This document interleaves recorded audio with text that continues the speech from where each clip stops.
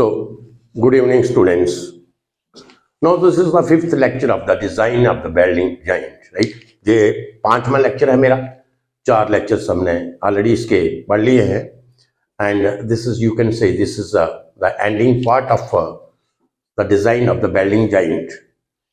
अब देखिए, इसमें मैं 2-3 जो है डिफरेंट यू कैन से कंडीशंस लूंगा. इसमें first condition which I am taking here, that is a circular fillet weld subjected to the torsion. You understand? So what is there? This is a circular fillet weld. अगर हमारे पास circular fillet weld है and you can say the torque is acting on that, तो उस वक्त हमारा क्या होगा? कौन सी स्ट्रेस प्रोड्यूस होगी, कहां पे प्रोड्यूस होगी, where you will get the maximum value of the stress. तो आज इसके बारे में हम पढ़ेंगे, राइट? तो इसकी हम डेरिवेशन करेंगे कि अगर if we are having the condition like this, we are having the circular fillet weld which is subjected to the torsion, then what is the derivation of the shear stress and where that shear stress will act, that we will see here. So yes, understand. So this is, I have taken the circular shaft having very small thickness, right? Circular shaft of very small thickness, and this is, you can say, connected with the rigid plate. ये आपकी plate है, rigid plate. इसके साथ इसको मैंने क्या किया है? कनेक्ट किया है with the help of welding. Welding से इसको मैंने क्या किया है? इसके साथ कनेक्ट किया with the help of the welding. Now at this end, you can say at the free end, क्या होगा? सपोज एक टार्क जो है इसके ऊपर एक्ट कर रहा है. एट द फ्री एंड, ये आपका एंड है, इसमें इस तरीके से एक आपका T is acting at this point, at this side, you can से टार्क इज एक्टिंग. तो आप देखिए, जहां पे टार्क एक्ट करेगा, तो this is connected with this rigid plate with the help of the belt here. This is the, you can से, circular fillet belt. जब ये टॉर्क एक्ट करेगा तो डेफिनेटली क्या होगा? जहां पे स्ट्रेस प्रोड्यूस होगी.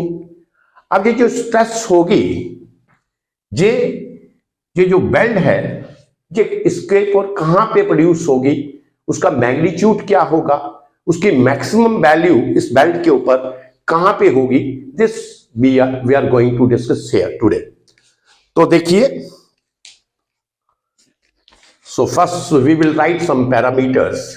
लेट, यू कैन से, ये जो आपने लिया है circular shaft, let D is the diameter of the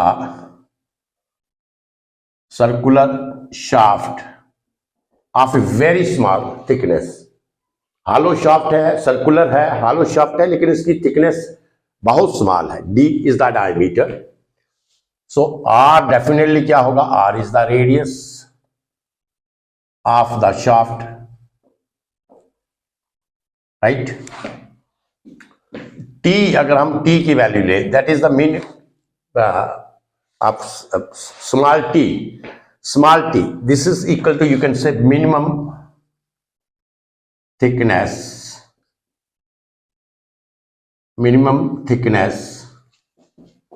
of T is the minimum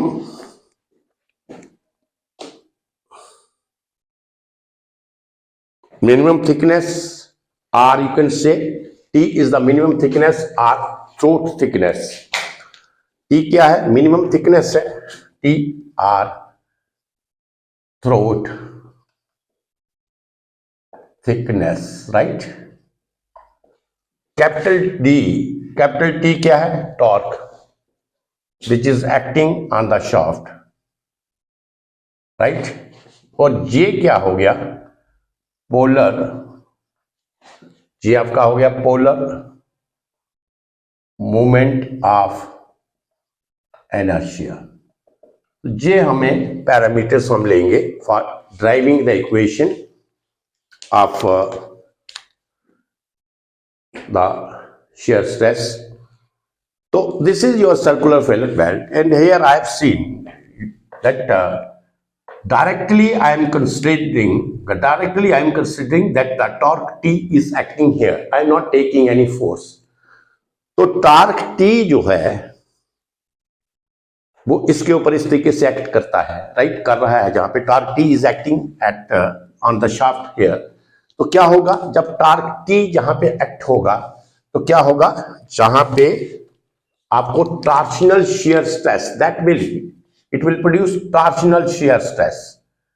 तो टॉर्शनल शियर स्ट्रेस आपका प्रोड्यूस होगा, torsional shear stress that is tau, you will get the value of tau, torsional shear stress, you will get the torsional shear stress, right? तो अब हमें क्या find out करना है, हमें वैल्यू फाइंड आउट करनी है टॉर्शनल शियर स्ट्रेस की, इसका मैग्नीट्यूड कितना होगा and how we can calculate that. तो torsional shear stress as you know the equation of the torsion, जो आपकी टॉर्शन की इक्वेशन है वो क्या है आपकी, ये T upon J, this is equal to tau upon R, this is the equation, right? T upon J, this is equal to tau upon R.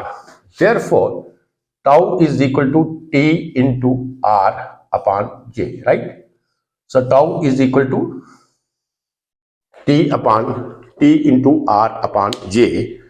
तो आप ये भी कर सकते हैं, अगर आपको tau max लेना है, so tau max क्या होगा, and if you have to find the value of tau max, this is equal to T into R max upon J, right. तो R max हो गया maximum value of the R। देखिए जहां पे, देखिए इसको देखिए, जहां से लेके जहां तक, दिस इज द शाफ्ट, ये जो मैंने ब्लैक जो डाला है ये थोड़ा बड़ा हो गया, this is a hollow shaft but it is having a very small thickness which I cannot represent here properly, but it's thickness, ये जो वैल्यू आपकी टी की होगी, ये रेड सर्कल और ये जो ब्लैक सर्कल है इसमें जो है थिकनेस है, that is the thickness T.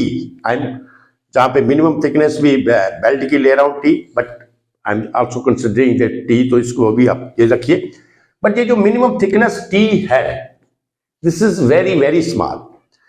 तो जहां से लेकर, अगर मैं आर मैक्स की बात करता हूं, देखिए आर मैक्स, तो आर मैक्स किसके बराबर होगा, इसको इससे लिख लेते हैं, are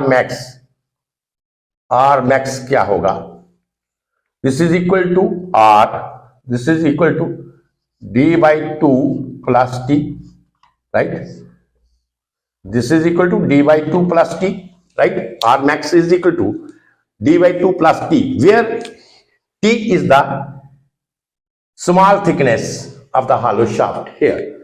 But I am considering that the thickness of the small hollow shaft is very very small.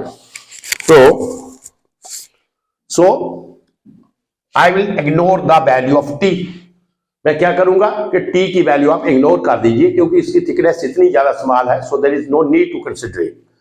तो therefore आप कह सकते हैं कि r max जो है, r max, therefore r max क्या है, r max आपका, आप इसको इस तरीके से भी लिख सकते हैं, R max is equal to D by two, right. तो आर मैक्स की वैल्यू आपको आगे D by two, right.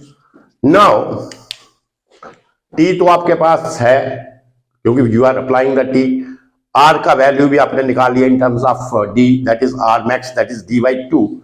Now J, now come to the J, J क्या है, पोलर मूवमेंट ऑफ इनर्शिया। तो इसमें दो equations I am going to give you and you must remember both the equations, these equations are very important one. तो J जो है, in case of hollow circle or hollow shaft having a very small thickness, the value of J, this is equal to pi into d cube into t upon 4, the value of J। ये आप याद रखिए, ये J की polar movement of inertia की value है किस case में, हालो शाफ्ट के केस में, जबकि उसकी थिकनेस बहुत बहुत ज्यादा स्मॉल हो, उस वक्त जो J की वैल्यू है polar movement of inertia, this is equal to pi D cube into T upon 4 and I movement of inertia. अगर इसी का ही मुझे फाइंड आउट करना है तो इसी की वैल्यू भी इसके साथ ही मिलती है, तो इसको भी लिख के आप नोट कर लीजिए, pi d cube t upon 8, right? So this is the moment of inertia in case of very small thickness hollow shaft. तो ये दो वैल्यू हैं। तो अगर इसको मैं थोड़ा सा आपको बता देता हूं कि ये कैसे वैल्यू आई, अगर आपको ये थोड़ा सा, so you must get the value, but that is not considered here. मैं जो एक छोटी सी डेरिवेशन करके आपको ये बताऊंगा कि how we will get this value, तो इसको आपको लेना का कोई रूट नहीं, क्योंकि आपने डायरेक्ट जे का वैल्यू लेना है, राइट। तो इसको इधर लिख लेते हैं, राइट। देखिए कैसे ये मैंने आपका क्या किया है। सपोज अगर आपके पास एक हालो सर्कल है या हालो शाफ्ट है having a very small thickness, ये सपोज करो एक मैं लेता हूं ये आपका, राइट, ये कोई हालो शाफ्ट है हैविंग वेरी स्मॉल थिकनेस, तो इसको एक और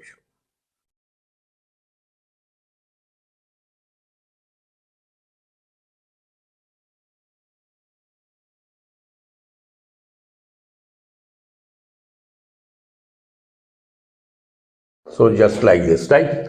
So this is a hollow shaft of very small thickness. This is the center of the shaft. तो मैं आपको कहता हूँ अगर पोलर मूवमेंट ऑफ इनर्शिया इसका आप फाइंड आउट करो, तो polar of movement of inertia इसका कैसे फाइंड आउट करेंगे। एक सपोज करो आप स्टेप ले लीजिए, कोई एक स्टेप ले लीजिए, एक ये और ये जहां पे एक स्टेप ले लीजिए, ये आपकी स्टेप ले लीजिए, ठीक है। सो this is your step, right.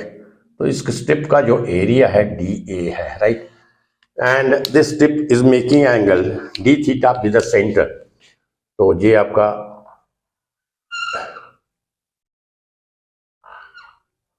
J D theta, ये एंगल क्या है डी थीटा। तो जे क्या है, दिस इज जे क्या है, जे आर है आपका, जे वैल्यू क्या है R, R is the radius of the circle and this is your D A, right. देखिए ये polar movement of inertia in case of the hollow shaft वो क्या किसके बराबर होता है, J is equal to second movement of inertia from 0 to 2 pi, this is r square into dA, this is the formula, right. This is equal to r square into dA। तो अगर मैं dA की जहां पे बात करूं तो dA क्या होगा, मतलब दिस लेंथ यू कैन से कार्ड का ये जो लेंथ होगा जहां से लेके जहां तक इनटू थिकनेस। तो थिकनेस इसका कितना है, ये थिकनेस इसका T है, कार्ड का लेंथ कितना होगा इसमें मुझे बताइए। अगर ये कार्ड का लेंथ कितना होगा, ये जो लेंथ है दिस इज हाउ मच, अगर R इसका रेडियस है, D थीटा एंगल है, तो ये जो लेंथ होगा ये होगा R into D theta, right. और अगर मैं एरिया की बात करूं डी ए की, ये length into T that is R into D theta into T। मैं लिख सकता हूं ऐसे, I can write it like this, D A is equal to R into D theta into T, yes I can write. So therefore J is equal to 0 to say pi 2 pi, तो ये R square into R d theta into T and this is equal to 0 से 2 pi, R cube बाहर ले लीजिए आप, सो R cube बाहर, T भी बाहर ले लो, T भी आपका क्या है कांस्टेंट है, T भी आप बाहर ले लो, तो 0 से 2 pi into D theta, right. तो ये आपका क्या आएगा, so this is equal to, इधर लिख लेते हैं, इधर इसको बिठा देता, राइट।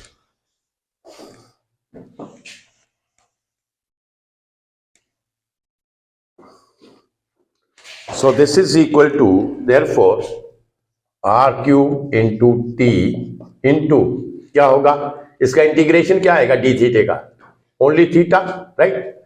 इसका क्या आएगा, सिर्फ थीटा आएगा, तो क्या होगा थीटा, तो इसमें लिमिट ऑफ सब्स्टिट्यूट करें 2 पाई, राइट। तो R की वैल्यू जी आपका J आ गया, therefore J is equal to R क्या है d/2, तो J होगा d/8 into T into 2 pi 2 4 cancel, so this is equal to pi d cube into T upon 4। You understand? तो ये आपको पता लग गया कि जे की वैल्यू जो है pi D cube T upon 4 किस तरीके से आया, हाउ वी हैव कैलकुलेटेड। तो ये मैंने सिर्फ आपको दिखाने के लिए आई जस्ट इसका मैंने कैलकुलेशन किया था कि how we have got this value. तो इसका basically there is no need to, इसकी कैलकुलेशन में इसको लिखने का कोई जरूरत नहीं है। सिर्फ ये मैं आपको बताना चाहता था कि how we have got this value of this J is equal to pi D cube upon 2t, right. तो ये सारा मिटा दीजिए आप। तो ये अंडरस्टैंड हो गया आपको, pi D cube into T upon 4। अब हमें क्या करना है, हमें कुछ नहीं करना, only simply we have to put the value. तो इसकी आप वैल्यू पुट कर ले, देयरफॉर यहां पे लिख लीजिए टाउ मैक्स क्या आएगा, ये टाउ मैक्स टी को आप इस तरीके से रहने दीजिए, आर क्या है, आर मैक्सिमम क्या है, ये टाउ मैक्स का लीजिए आप, tau max, R max, right. So tau max this is equal to T, R max क्या है dy 2 एंड जे आपने निकाला pi D cube T into 4, right. So J और जे आपका कैंसिल हो गया, डी से स्क्वायर कैंसिल हो गया और जे आपका स्क्वायर आ गया। So this is equal to, therefore tau max is equal to 2t, tau max is equal to 2t pi D square T, ये टी आपका स्मॉल होगा, right. So this is pi D square and T, right.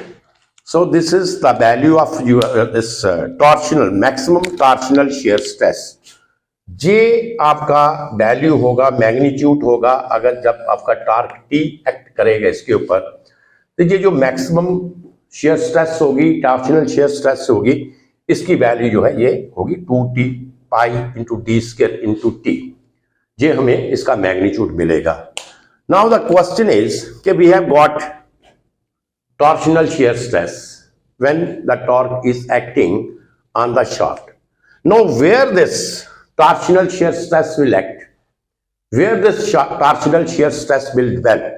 So you can say that the torsional shear stress will develop on the horizontal plane. Torsional shear stress that will develop on the horizontal plane of the circular fillet belt.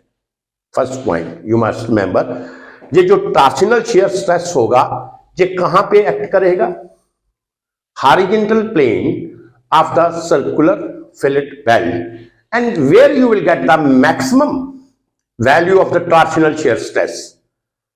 तो maximum जो value torsional shear stress की आपको कहां पे मिलेगी, जहां पर आपका एरिया मिनिमम होगा। कहां मिलेगी, जहां पे आपका एरिया मिनिमम होगा। और एरिया आपका मिनिमम कहां पे होगा, जिसको आप थ्रोट एरिया कहते हैं, that is the minimum area of the weld. Throat area means, throat area तो क्या होगा इसका, मींस जो मिनिमम थिकनेस आपकी T, this is equal to 0.707 into H, means at the angle 45 degree minimum you can say thickness, that is at the angle of 45 degree with the horizontal plane of the belt. So its value is T is equal to 0.707 into H. तो अगर मैं tau max की बात करूं तो T की जगह if I will substitute this value of this, तो जहां पे ये हमारे shear stress क्या होगी, मैक्सिमम होगी, और shear stress हमारी डेवलप कहां पे होगी, horizontal plane of the fillet weld. कहां पे होगी, horizontal plane of the parallel fillet weld, and where you will achieve, where you will get the maximum value of this, that is at the throat thickness, जहां पे minimum area होगा वो कहां पे होगा, जिसको हम थ्रोट एरिया कहते हैं। तो थ्रोट एरिया के ऊपर you will get the maximum shear stress. You understand? तो ये हमारा फर्स्ट केस हो गया जब circular fillet weld subjected to the torsion. जब सर्कुलर फिलेट बेल्ट जो था subjected to the torsion.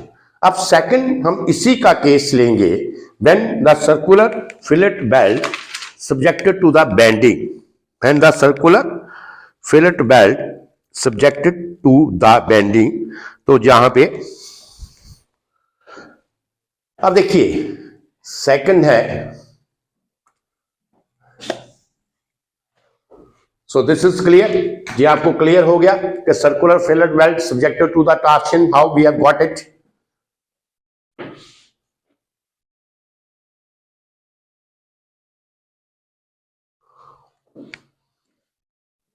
Right. अब देखिए सर्कुलर सेकंड केस इज, मैंने इधर सेकंड लिख लिया था, बेसिकली इट इज फर्स्ट। ये क्या है आपका, ये फर्स्ट है, सेकंड अभी लिखेंगे हम। जहां पे ये पहला फर्स्ट था, इसको आप नोट कर लीजिए, this is first circular fillet weld subjected to the torsion, इसका मैंने किया। अब बाकी तो सारी चीजें सेम ही रहेंगी, सिर्फ आप इसको मिटा दीजिए आप, राइट। और ये जो टॉर्शन है इसको मिटा दीजिए और 1 को मिटा के आप 2 लिख लीजिए, that is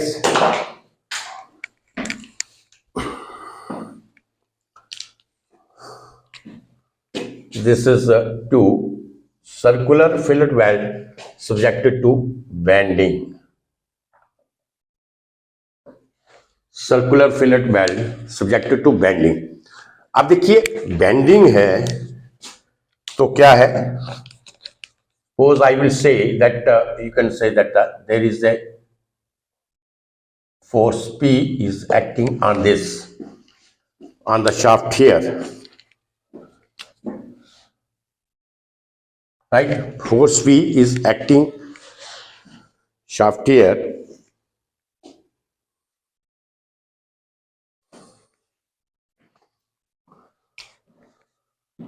so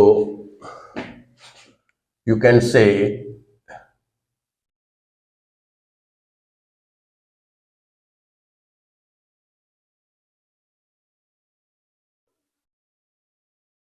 this is at the distance E from the circular fillet belt।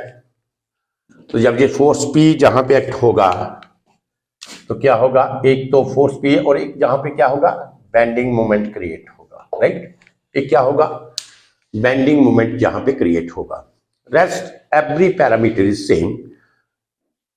जहां पर भी हमें फाइंड आउट करना है magnitude of the stress, but जहां पे ये डिफरेंस होगा कि इन case of torque, when the torque is acting on the circular shaft of a very small thickness, same condition we will take here, that circular shaft which we are taking here, that is having a very small thickness, this is fixed with the rigid plate, and at this end, at one end you can say that the movement is acting, right? At one point the movement is acting, here the load I have taken, the vertical load is acting here, तो vertical load से क्या होगा, एक तो हमें direct share, direct stress मिलेगा, एक हमें क्या मिलेगा, we will get the value of direct stress, and the second one we will get the, जहां पे हमें क्या मिलेगा, बेंडिंग मोमेंट मिलेगा।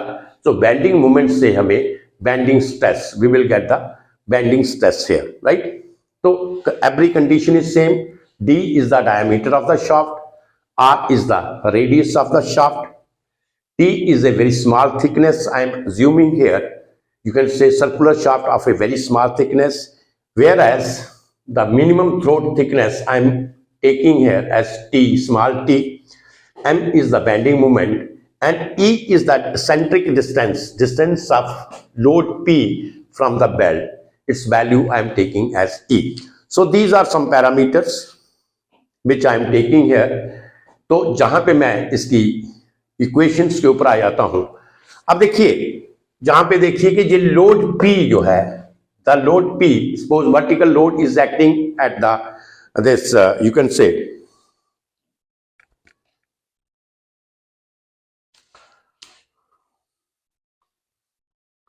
तो क्या होगा, ये पहला आ जाएगा आपका due to direct load P, ये जो डायरेक्ट लोड P होगा, right. So due to direct load P हमें क्या मिलेगा, what we will get, we will get क्या मिलेगा हमें, direct shear stress. We will get the direct stress, not shear stress. Yes. So due to the load P, we will get the direct stress, direct shear stress. We will get the direct shear stress. We will get direct shear stress, right? So you can say tau 1, this is equal to P upon A. Tau 1, this is equal to P upon A, where P is the load and A is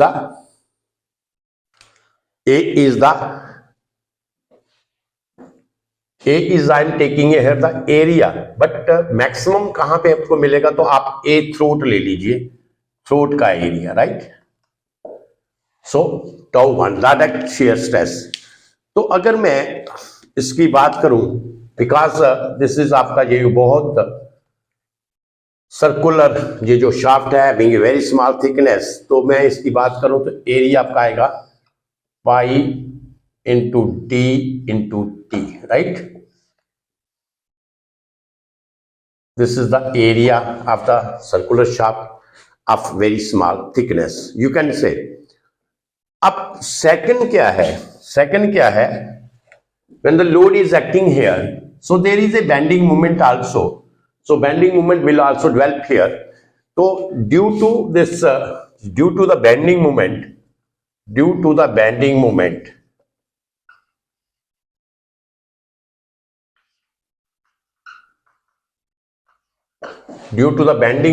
m, क्या value है इसकी, P into E, right?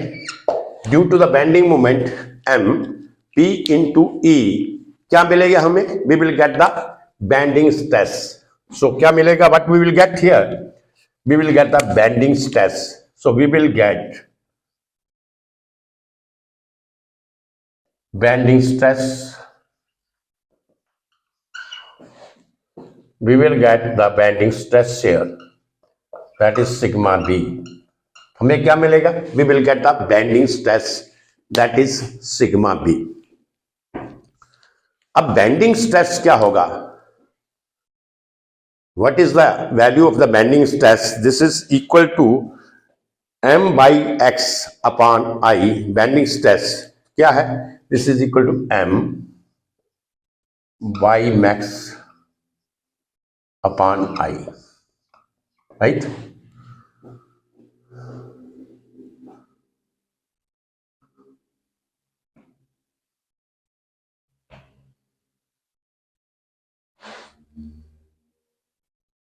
ये आपकी equation होती है sigma B upon y, this is equal to m upon I। तो इस equation से we will get the bending, ये आपकी बेंडिंग मोमेंट की इक्वेशंस होगी, sigma B upon y, this is equal to m upon I, right. तो ये हमारा, तो अब हमें क्या है, we have to find the value of, क्या किसकी वैल्यू फाइंड आउट करनी है हमें, बेंडिंग स्ट्रेस की। अब देखिए बेंडिंग स्ट्रेस की वैल्यू फाइंड आउट करने के लिए m की जो वैल्यू आपके पास है, व्हाट इज योर m, तो m आप लिख सकते हैं, you can write down bending moment क्या आएगा इसमें, bending moment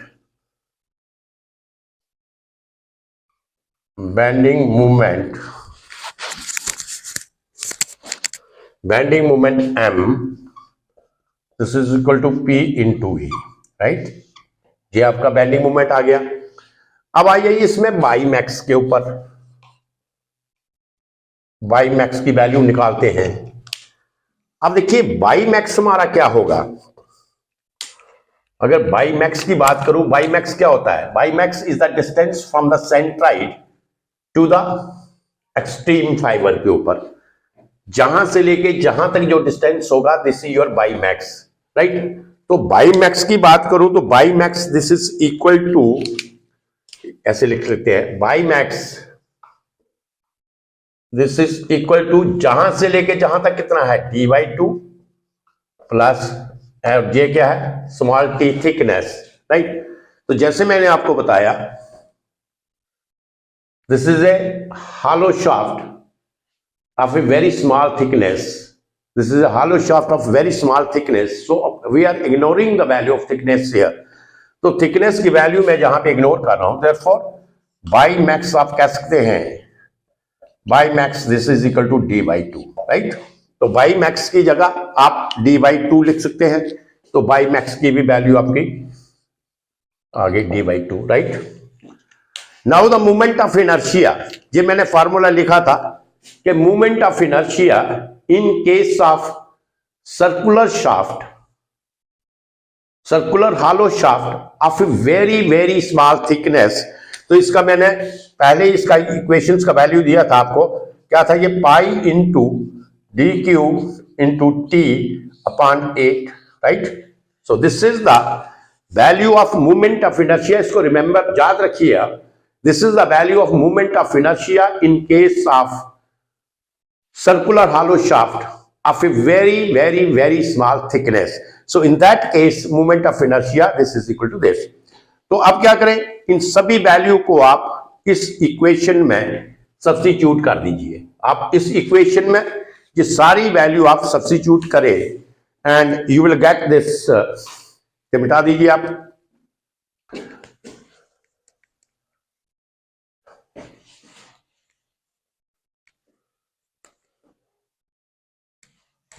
So you substitute all the value here.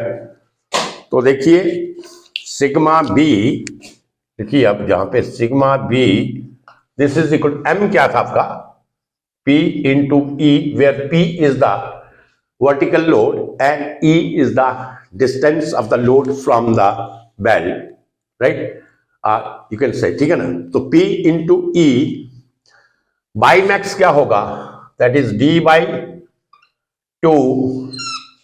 and I, the value of I is pi into dq to small t upon 8, right? Understand? तो ये 2 है, ये 4 से cut गया, ये d जहां से काटा तो ये स्क्वायर आ गया। तो ये आपका सिग्मा बी का जो इक्वेशन आया, what is the equation of sigma B, 4 P into E pi d square into T, right? So this is your bending stress. This is the value of the bending stress. You understand this?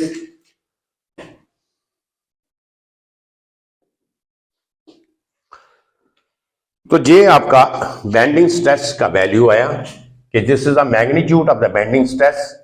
जब आपका bending moment इसके ऊपर act करेगा तो this is the value of this. अब देखिए bending stress भी जो है इसका भी जो एक्ट करेगी, ये कहां पे करेगी, this will act on the horizontal plane of the bell. This will act along the horizontal plane of the bell and where its maximum, where the maximum value of this sigma b max कहां पे होगा, sigma b max वहां पे होगा where you will get the minimum area of the throat, where the minimum area of the throat। तो minimum area कहां पे होगा, this is ये जो आपका हॉरिजॉन्टल प्लेन होगा उसके 45 डिग्री के ऊपर जो आपको एरिया मिलेगा that is the minimum area. तो आप कह सकते हैं जो थिकनेस होगा, the value of the thickness, minimum throat thickness इस केस में क्या होगा, T is equal to 0.707 into H, right. ये आएगा ना इस तरीके से, ये कैसे आया वैल्यू, ये आपका आएगा T ऐसे लेंगे हम, T is equal to H sine 45 degree. तो इसकी अगर वैल्यू पुट करें तो you will get this value, T is equal to 0.707 into H, right? So here you will get the maximum value of this. You understand this? तो ये दो case थे circular fillet belt के, कि अगर आपका फर्स्ट केस मैंने लिया था कि if the torsion is acting on the circular shaft, and the second case is when the circular fillet weld subjected to the bending. First case था when the circular fillet weld subjected to the torsion, उसके में हमें torsional shear stress के we got the equation where it was acting on the horizontal plane of the weld, and where its maximum value is, that is at the minimum thickness. You understand? तो same set ये था first condition. Second condition था circular fillet weld subjected to the bending. Again I have derived the equation. I got the bending stress here. उस case में, पहले case में हमें torsional shear stress मिला था, this case में हमें bending stress, and the magnitude of the bending stress, this is given here, and its value is maximum same along the you can say at the minimum thickness, at the minimum throat area you can say. तो minimum thickness क्या है? Along 45 degree to the horizontal plane. So this is 0. जो minimum thickness की value होगी, this is equal to 0.707 into H, where H is the length of the weld. तो ये दो conditions थी आपकी सर्कुलर फिलेट बेल्ट की, कि अगर वो it is subjected to the torsion और it is subjected to the bending. तो अब इसकी एक थर्ड कंडीशन और हम लेते हैं. तो नेक्स्ट देखिए आप.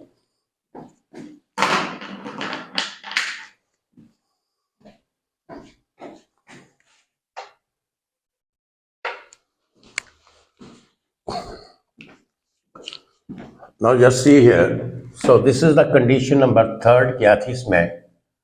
Long fillet belt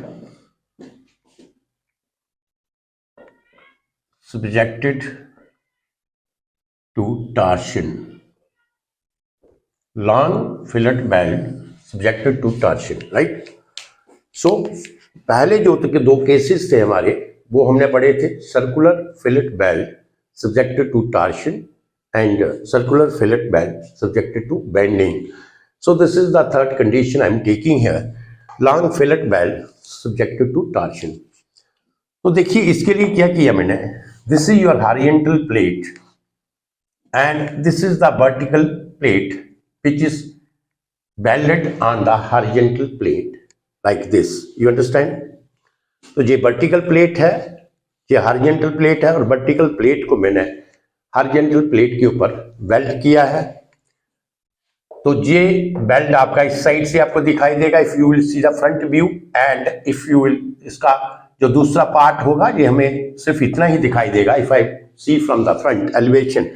तो इसमें एक बेल्ट जहां पे होगा और एक बेल्ट इसके बैक साइड के ऊपर होगा. You understand? So this is your long fillet belt. ये क्या हो गया? Long fillet belt. ये देखिए लंबा है ये बेल्ट, ये वर्टिकल प्लेट को मैंने इसके साथ अटैच किया है, and this is the belt here and back side पे. So you can say there are two belts here. If I will say that the L is the length of the belt, belt की length जो है वो कितना है? L is the length of the belt, and torque T is acting on this vertical plate at this midpoint. You can say ये जो midpoint है vertical plate का एक्सिस, इसके ऊपर हमारा क्या है? टॉर्क टी एक्ट कर रहा है, राइट? You understand? तो torque T is acting on the mid point of the vertical plate. So what happens there? तो ये टॉर्शन जो एक्ट करेगा along जेड एक्सिस, आप कह सकते हैं along वर्टिकल प्लेट. तो ये जो आपका टॉर्शन होगा, इससे हमें क्या मिलेगा? What will happen? We will get the shear stress. We will get the shear stress, और इसकी जो वैल्यू होगी shear stress की, because this is along the z axis, right? और ये जो टार्क जो होगा ये z axis के ऊपर एक्ट कर रहा है. तो at this point means at the midpoint your shear stress is 0, and at this point or this point your shear stress is maximum. So you can say that the shear stress that will vary from 0 to maximum. You understand? The shear stress here in this case, shear stress that will vary from 0 to maximum. 0 is the shear stress at the midpoint of the belt, at the midpoint of the belt, your shear stress is 0, and at the end, either this side or this side, your shear stress is maximum. You understand? तो जे हमें इसका value निकालना है, magnitude निकालना है shear stress का, and also we must know that what is the effect of the applied torque. जब ये टार्क इसके ऊपर अप्लाई करेगा, so what is the effect of this?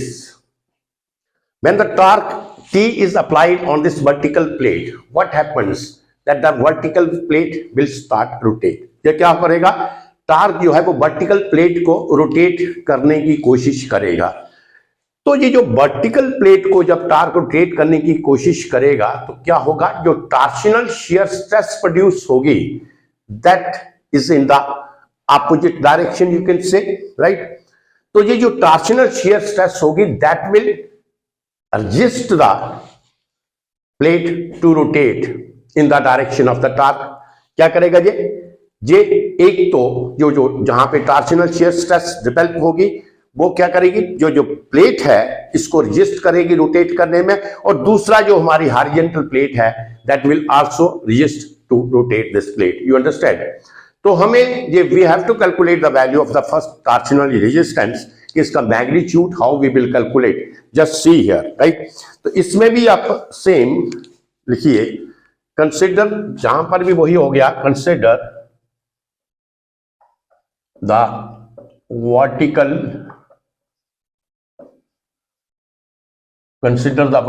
Plate that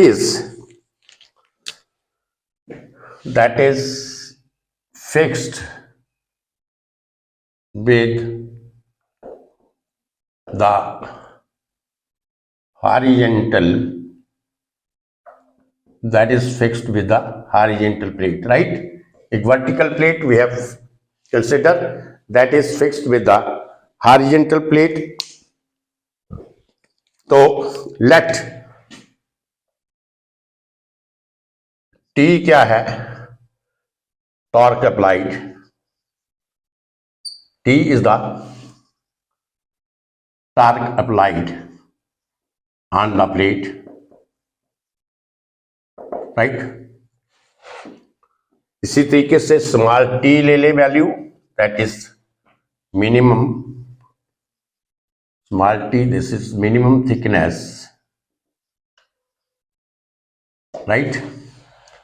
h is the length of the weld. H, what is that?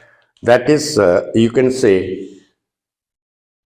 जहां पे आप yes, size of the weld, H आप जहां पे कर लीजिए आप, this is the size of the weld, H is the size of the weld, and L is length of the weld, right? You understand? So these are some parameters which we have to take, right? तो ये आपके parameters हैं, and J is the polar movement of inertia. ये भी लिख लीजिए आप, क्योंकि इसका भी जरूरत पड़ेगा आपको. तो J आपका क्या है? J is polar movement of inertia. J is polar movement of inertia, right? So these are some parameters which are given here, right? अब देखिए, जैसे मैंने आपको बताया, when the torque T is applied on this plate, so this torque T that is applied at the mid of the plate, you can say the length is, in this case, right, torque is acting on the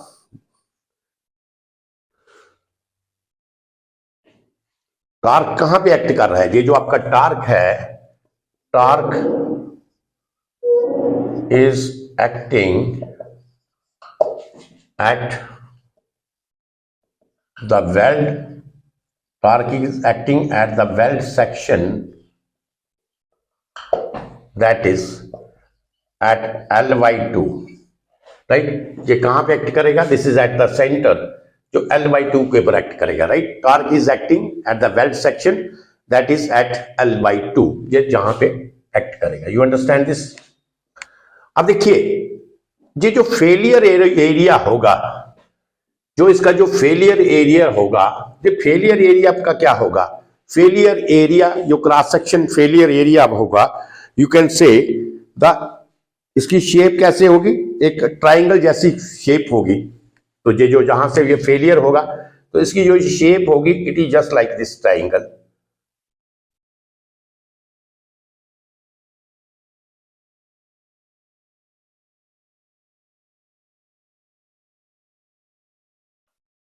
right, इसकी जो shape होगी ये triangle जैसी होगी, where T is the minimum length thickness and L is the length of the belt. Right, इसकी जो shape failure area होगा, so you can से जो फेलियर एरिया है, फेलियर एरिया जहां से ये फेल होगा, अगर ये फेल होगा तो इसका जो एरिया होगा, उसका जो शेप होगा, it is just like a rectangle. Failure area का शेप जो है, शेप क्या है, रेक्टेंगल होगा। राइट, तो रेक्टेंगल होगा। तो अगर मैं इसका फेलियर एरिया का क्रॉस, इसका मोमेंट ऑफ इनर्शिया निकालता हूं, moment of inertia of failure, moment of inertia of failure area, what is this, क्या होगा moment of inertia of failure area, this is equal to TL cube, this is equal to T into L cube by 12. This is the moment of inertia of failure area, you understand? So moment of inertia of failure area TL cube by 12. अब देखिए, तो जहां पे मैंने आपको बताया weld कितने हैं, how many welds are there, there are the 2 weld, so you can say there are 2 number of welds. तो जहां पे आपके बेल्ट कितने हैं, 2 नंबर्स बेल्ट हैं, यहाँ पे 2 numbers of belt, each of having length L, right, 2 number of belts हैं। तो therefore polar movement of inertia क्या होगा, polar movement of inertia is equal to 2 into, this is T into L cube by 12. So this is equal to T into L cube by 6. So this is your polar moment of inertia. You understand? Now you write down the equation. So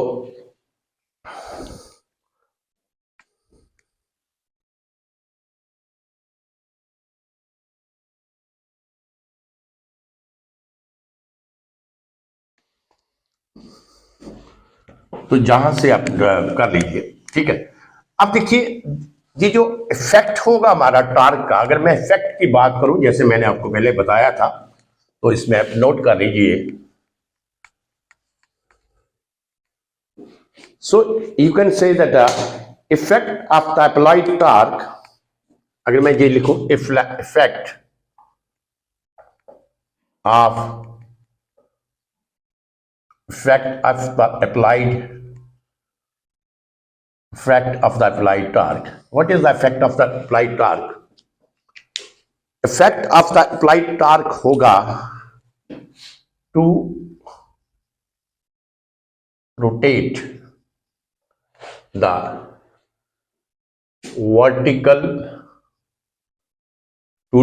vertical plate about Z axis at midpoint, to rotate the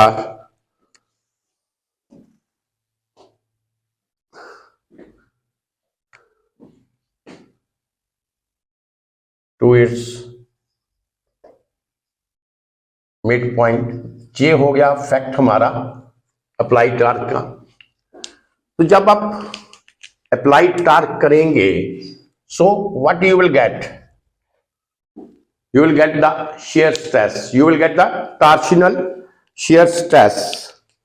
So you can say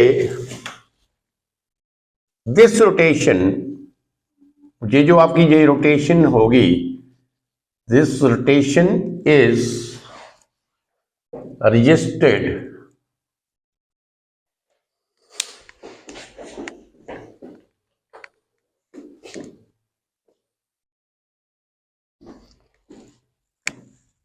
तो ये जो आपकी rotation होगी, this rotation, इसमें लिख लीजिए, this rotation is resisted. This rotation is resisted by the shear stress dual between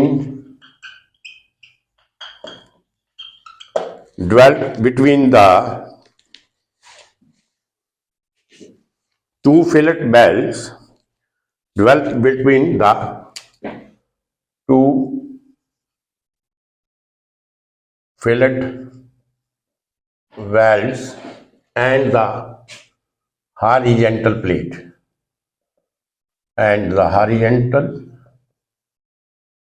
ये point समझ आया? ये मैंने क्यों लिखा, ये आप नोट कर लीजिए।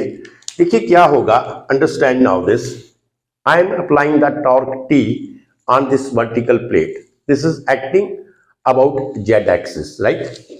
तो क्या होगा जब आप टार्क को वर्टिकल प्लेट के ऊपर लगाएंगे, so this will rotate the plate about Z axis at you can say at its midpoint. तो ये क्या करेगा, इस प्लेट को ये रोटेट करने की कोशिश करेगा Z एक्सिस के ऊपर मिड पॉइंट से। अब क्या होगा कि जब टार्क अपने लगाया तो जहां पे क्या होगा, रेजिस्टेंस शियर स्ट्रेस भी प्रोड्यूस होगा। This is called the torsional shear stress. ये जो आपकी टॉर्शनल शियर स्ट्रेस होगी, that will resist the rotation of the vertical plate. ये क्या करेगी कि रोटेशन को रेजिस्ट करेगी, और ये जो रोटेशन को रेजिस्ट करेगी, ये जो आपकी टॉर्शनल शियर स्ट्रेस होगी, ये कहां पे प्रोड्यूस होगी, बिटवीन द टू बेल्ट्स। ये जो आपके दो बेल्ट और ये जो आपकी हॉरिजॉन्टल प्लेट है, इसके बीच में क्या होगा, एक टॉर्शनल शियर स्ट्रेस प्रोड्यूस होगी, जो कि आपकी ये जो रोटेशन है वर्टिकल प्लेट की, अगर ये आपकी क्लॉकवाइज है तो इसको क्या करेगी, ये रेजिस्ट करेगी, ये जो आपकी टॉर्शनल शियर स्ट्रेस होगी। You understand? तो ये आपका था कि जब हम टॉर्शनल शियर स्ट्रेस जो हमारी प्रोड्यूस होंगी वो कहां पे होगी, between the two belts and the horizontal plate. और उनका फंक्शन क्या होगा, वो क्या काम करेंगी, उनका ऑब्जेक्टिव क्या होगा, वो रेजिस्ट करेंगी किसको, इस वर्टिकल प्लेट की रोटेशन को, which is due to the torsion. You understand? जो which is due to the torque applied at the mid point, और torque applied at the Z axis of the mid point, Z axis of the vertical plate. You understand? अब देखिए, अगर मैं stresses की बात करूं तो स्ट्रेस जो आपकी होगी, देखिए अगर ये जो स्ट्रेस होगी, मैंने कहा स्ट्रेस आपकी कहां पे होगी, between the belt and the vertical plate, sorry horizontal plate. तो ये जो आपकी स्ट्रेस होगी, जिसे हम टॉर्शनल शियर स्ट्रेस कहेंगे, आप लिख लीजिए टॉर्शनल शियर स्ट्रेस, राइट। तो ये टॉर्शनल शियर स्ट्रेस होगी, ये किस तरीके से वेरी करेगी, this will varies from 0 to maximum। ये वेरी करेगी 0 to मैक्सिमम। अब 0 कहां पे होगी, this will very from 0 to maximum. तो 0 आपकी कहां पे होगी, देखिए 0 आपकी होगी, जीरो स्ट्रेस कहां पे होगी, जीरो स्ट्रेस आपकी होगी about Z axis of the vertical plate, means at mid point. तो मिड पॉइंट के ऊपर, ये जो आपका मिड पॉइंट था, इसके ऊपर ये जो आपकी स्ट्रेस होगी वो क्या होगी, 0 होगी। और जो मैक्सिमम होगी आपकी, जो टाउ मैक्स कहां पे होगा, टाउ मैक्स होगा at the end of the fillet weld. कहां पे होगा, at the end of the fillet belt, चाहे 0 से जहां तक ले लीजिए, 0 से जहां तक ले लीजिए। तो from at the end of the fillet belt लीजिए, at the end of the fillet belt. तो टो मैक्स होगा at the end of fillet belt means कहां पे, मींस ये एट L/2 के ऊपर क्या होगा, ये मैक्सिमम होगी। You understand. तो टो मैक्स जो है L/0 कहां पे होगी, eight the mid point of the belt, और मैक्सिमम क्या होगी eight the end of the belt. You understand. तो इस तरीके से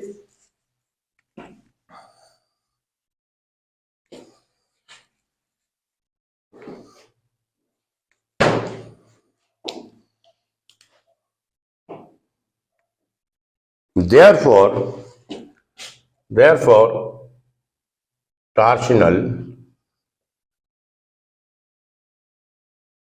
shear stress tau this is equal to T into R upon J, ये तो आपको पता है, T into R upon J, right. तो ये आप कर सकते हैं, T R क्या होगा मैक्सिमम, अगर मैं टाउ मैक्स की बात करूं तो therefore टाउ मैक्स की बात करते हैं, tau max this is equal to T into R क्या होगा, किस पॉइंट के ऊपर मैक्सिमम होगा, जहां पे L/2। R का क्या होगा, ये अगर L आपकी टोटल लेंथ है तो जहां से लेके जहां तक कितना होगा L/2, तो L/2। और जो J की वैल्यू है, how much J is there, J की वैल्यू हमने निकाली थी TL/6। So J is TL/6, right. TL/6, ये 2 और 3 L²। This is 3T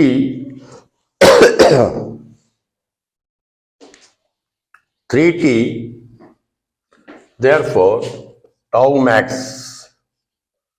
is equal to 3T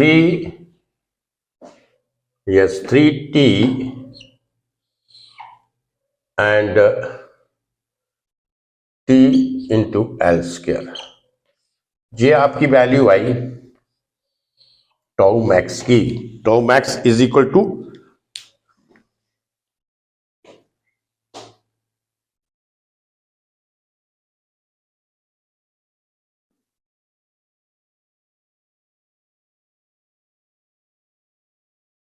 right. So जे आपका, और टी को आप लिख सकते हैं, अगर टी को आपने इसमें चेंज करना है जैसे 0.707 इंटू एच, राइट। तो ये आपका टाउ मैक्स की वैल्यू। You understand this. तो ये था आपका long fillet weld subjected to the torsion. इसमें सिर्फ आपने ये पॉइंट याद रखना है, there are the two plates here, one is the vertical plate and one is the horizontal plate. Vertical plate is fixed with the help of welding on the horizontal plate। तो इसमें क्या होगा कि जिस तरीके से बेल्ट है, तो जहां पे आपको 2 लॉन्गिट्यूडिनल बेल्ट मिलेंगे, एक बेल्ट जी आपको इस साइड के ऊपर मिलेगा और एक बेल्ट आपको बैक साइड के ऊपर मिलेगा। You will get the 2 belts here, and now the torque T that is applied on the vertical plate about its z axis। तो मींस ये टार्क टी जो है जेड एक्सिस के ऊपर अप्लाई करेंगे, तो ये that will be eight the mid point of the belt. तो ये क्या करेगा, जब ये इस पर अप्लाई करेंगे तो ये इसको क्या करेगा, रोटेट करेगा। यू अंडरस्टैंड, रोटेट करेगा क्लॉकवाइज डायरेक्शन में, राइट। जिस डायरेक्शन में आपने टार्क दिया है उस डायरेक्शन में ये इस प्लेट को रोटेट करने की कोशिश करेगा। लेकिन आपने जो टार्क टी जहां पे अप्लाई किया है, इससे हमें क्या होगा, टॉर्शनल शियर स्ट्रेस डेवलप होगी। कहां पे होगी, between the belt and the horizontal plate. और ये जो टॉर्शनल शियर स्ट्रेस होगी वो क्या करेगी, ये जो प्लेट की, वर्टिकल प्लेट की जो रोटेशन है, इसको क्या करेगी, इसकी रोटेशन को रजिस्ट करेगी। You understand. तो इसकी रोटेशन को ये रजिस्ट करेगी। तो इसलिए हमें क्या करना है कि we have to find the magnitude of the torsional shear stress in case of the long fillet weld. अब देखिए लॉन्ग फिलेट बेल्ट में आपने देखा कि टार्क जो था वो टी, ये एट दिस मिड पॉइंट के ऊपर एक्ट कर रहा है। तो अगर मैं variation of the shear stress लूं, तो वेरिएशन शियर स्ट्रेस की क्या होगी, एट दिस पॉइंट जहां पे जेड एक्सिस के ऊपर टॉर्शनल क्या होगा, सॉरी शेयर स्ट्रेस क्या होगा, वो 0 होगा, because shear stress is equal to T equal to F into R, force into radius, right. तो जहां पे क्या आर 0 है, तो जहां पे क्या होगा, जो शेयर स्ट्रेस आपको मिलेगा, जहां पे क्या होगा, शेयर स्ट्रेस आपका 0 होगा। You understand. लेकिन at the end of the belt you will get the maximum shear stress. तो अगर इस पॉइंट से, if L is the length of the belt, तो इस पॉइंट से जो आपकी बेल्ट का लेंथ होगा वो क्या होगा, L/2 होगा। You understand. तो L/2 हम बेल्ट का लेंथ लेंगे जिसके ऊपर हमें मैक्सिमम शेयर स्ट्रेस मिलेगा। और मैक्सिमम शेयर स्ट्रेस कहां पे होगा, मैक्सिमम शेयर स्ट्रेस आपका होगा जहां पे हमारा एरिया आपका मिनिमम होगा। You understand. तो एरिया मिनिमम के लिए हमें क्या करना है, थ्रोट एरिया लेना है। टी की वैल्यू क्या लेनी है, जहां पे 0.707 इंटू एच। तो ये सारी चीजें आप क्या करें, जो टॉर्शन इक्वेशन है उसमें सब्स्टिट्यूट करें, and you will get the value of tau max, right. This is 3 into T, T is the torque and this small t is the throat thickness into L square, where L is the length of the belt. तो ये दो तीनों conditions थी जो हमने आज की हैं। Circular fillet belt subjected to the torsion, circular fillet belt subjected to the bending, and long fillet belt subjected to the torsion, right। तो आप इसमें एक दो न्यूमेरिकल इसका करते हैं, राइट।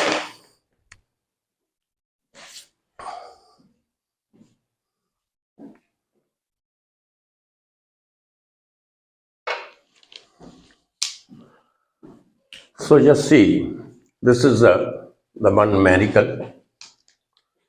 Numerical क्या है, 50 mm dia solid shaft is welded to the flat plate, right। 50 mm dia solid shaft दिया है जिसका that is welded with the solid plate. The size of the belt, this is given as 15 mm size of the belt, and rest the dimensions that is given in the figure. That is the load P, you can say 10 kilonewton load is acting on this belt here, and the distance of eccentricity, you can say distance E कितना है, this is 200 mm. We have to find out the maximum normal stress, maximum shear stress and the shear stress, right। ये हमें find out करना है। तो देखिए solution में देख लीजिए, पहले आपका डायमीटर ऑफ द शाफ्ट क्या है, डायमीटर लिख दीजिए आप, diameter of the shaft D, this is equal to 50 mm, right। diameter of the shaft, this is given as 50 mm, right। so just understand here, this load, vertical load is acting here at this point। तो जहां पे क्या होगा, एक तो आपका direct shear stress produce होगा और दूसरा आपका क्या होगा, बेंडिंग स्ट्रेस प्रोड्यूस होगा। So you will get the two stresses here, एक आपका डायरेक्ट शेयर स्ट्रेस और एक आपका बेंडिंग शेयर स्ट्रेस प्रोड्यूस होगा। You will get the direct shear stress as well as the bending shear stress. You understand this. तो direct shear stress क्या होगा आपका, सपोज डायरेक्ट शेयर स्ट्रेस की बात करूं मैं, डायरेक्ट शेयर स्ट्रेस मैं कहता हूं that is a tau, this is equal to load upon minimum, load upon minimum area, right. Load upon minimum area. तो अगर मिनिमम एरिया जो है, मिनिमम एरिया क्या होगा इसका, that is pi into D into T, this is the minimum area of the belt, right. This is the minimum area of the belt where T is the minimum thickness. तो आप कह सकते हैं ये आपका हो गया pi, what is D 50, T क्या है आपका 0.707 into what is H 15, right.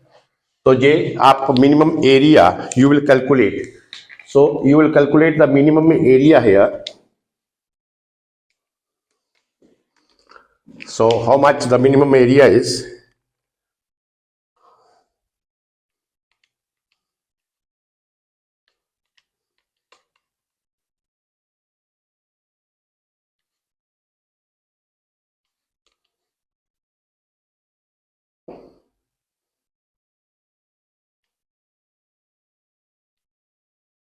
So this is 1600, ये हो गया 1666 mm²। तो मिनिमम एरिया, जो आपका मिनिमम एरिया ए आएगा यहाँ पे, ये आपका है कितना, 1666 mm²। So this is the minimum area you have find out here. तो डायरेक्ट शियर स्ट्रेस, अगर आप इसको टाउ, डायरेक्ट शियर स्ट्रेस क्या आएगा, P, what is P here, that is 10 kilonewton, means 10 into 10⁻³ and minimum area you have calculated 1666। तो this is how much, ये calculate कर लीजिए, ये कितना आया, this is equal to 6 newton, almost 6 newton per mm²। so this is 6 newton mm²।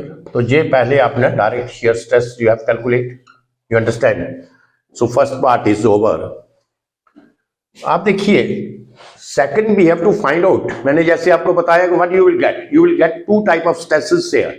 One, you will get the direct shear stress due to a load, and the second one, the bending stress due to the bending movement, right? तो second हमें find out करना है bending stress. तो क्या stress करेंगे find out, bending stress sigma B, this we have to find out.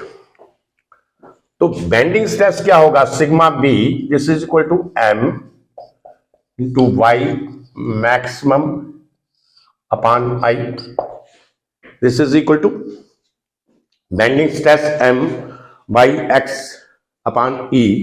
तो सबसे पहले हम क्या करेंगे, m की वैल्यू फाइंड आउट करेंगे। तो m क्या होगा आपका, bending moment, this is equal to P into E, bending moment, the P is the load and suppose this is P is the load and E is the distance. तो bending moment यहां पे होगा जो आपका bending moment m, this is equal to 10 kilo newton है load आपका, तो 10 into 10⁻³ and E is 200। So calculate this is how much, this is 2 into 10⁻⁴, yes 2 into 10⁻⁶। तो bending moment you will gate m is 2 into 10⁻⁶ Newton mm, right. तो m की value आ गई। इसी तरीके से वाई मैक्स की क्या वैल्यू होगी, what is the value of Y max, Y max भी निकाल लेते हैं। वाई मैक्स की क्या वैल्यू होगी, दैट इज d/2, क्या होगी, d/2, Y max means d/2। So Y max आपका ये आएगा जहां से लेके जहां तक, ये आपका होगा वाई मैक्स और वाई, यू अंडरस्टैंड। सो अगर इसका डायमीटर कितना है 50 mm, इसका डायमीटर इज गिवन, तो डायमीटर कितना है इसका, जहां से लेके जहां तक कितना है 50 mm, तो इसका d/2 क्या होगा, दैट इज 25, राइट। तो वाई मैक्स की वैल्यू होगी आपकी 25, 50/2 मीन्स 25 mm, राइट। तो I की वैल्यू जो है, जो मैंने आपको बताया था, I की वैल्यू क्या होगी, pi into dq into t/8, this is the moment of inertia, right, of the shaft which is having very small thickness. Here I have assumed as a solid shaft because I am just ignoring its thickness. इसकी thickness क्या है, बहुत ही ज्यादा small है, so I am saying solid shaft, but definitely shaft is having some thickness also.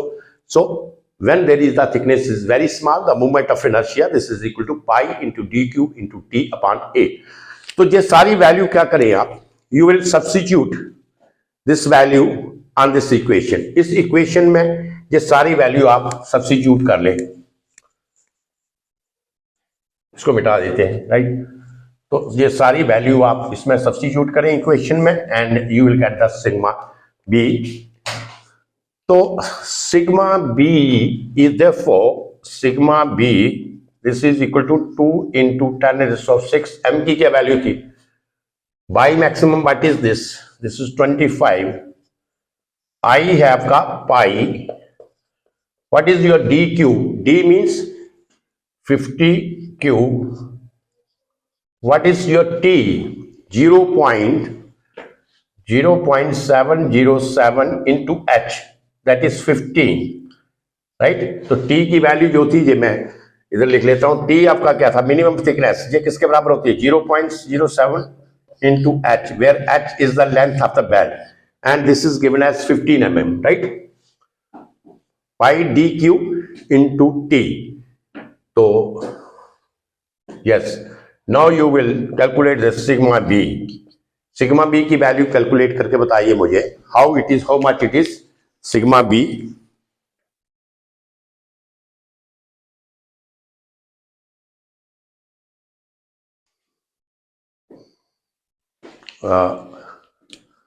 Pi D, हाँ yes, upon 8 भी तो लिखना है, pi D cube T upon 8, right. Pi D cube T upon 8, तो इसको आप 4 से कर लीजिए, राइट, 4 ऊपर ले जाइए, तो sigma B is equal to 4 into 10⁶ into 25 divided by pi into 50 cube to 0.707 into 15. So calculate करके मुझे बताइए value, what is its value here?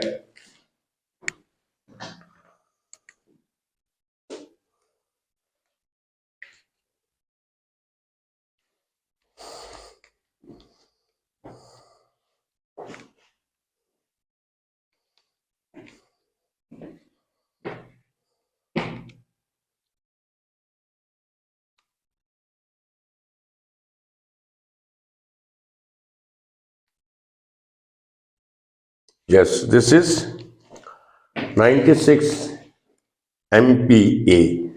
तो ये आपका आएगा 96 MPa, चेक कर लीजिए आप। तो bending stress you have get this 96 MPa, you understand this.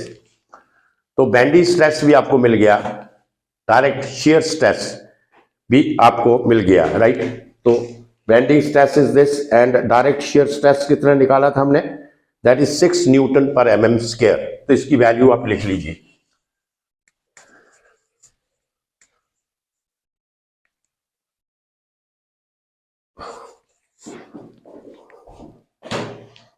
So bending stress sigma B इतना 96 MPa और टाउ की वैल्यू निकाली थी 6, राइट। तो ये दो वैल्यू हमारी आ गई। अब हमें फाइंड आउट करना है, find the maximum normal stress. हमें sigma B maximum we have to calculate maximum normal stress. और जब ये according to the principal stresses, जब ये दो स्ट्रेस आपस में एक्ट करेंगी तो क्या होगा ये, सो मैक्सिमम नॉर्मल स्ट्रेस है sigma B by 2 plus sigma B by 2 under root of sigma b whole square plus 4 tau square plus 4 tau square. This is the equation of the bending, right?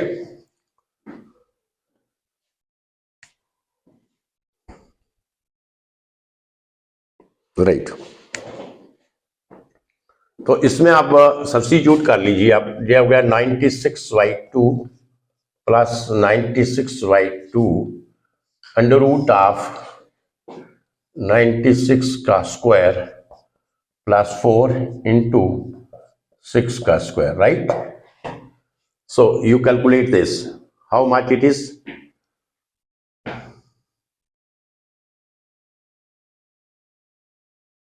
so this is your 48 plus 48.4, so this is your 96.4 MPa.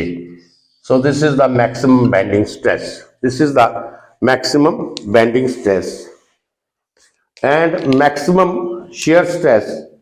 So maximum shear stress अगर हमें find out करना है, so maximum shear stress tau max जे हमें find out करना है, this is equal to 1/2 sigma B whole square plus 4 tau square, right? Sigma B whole square plus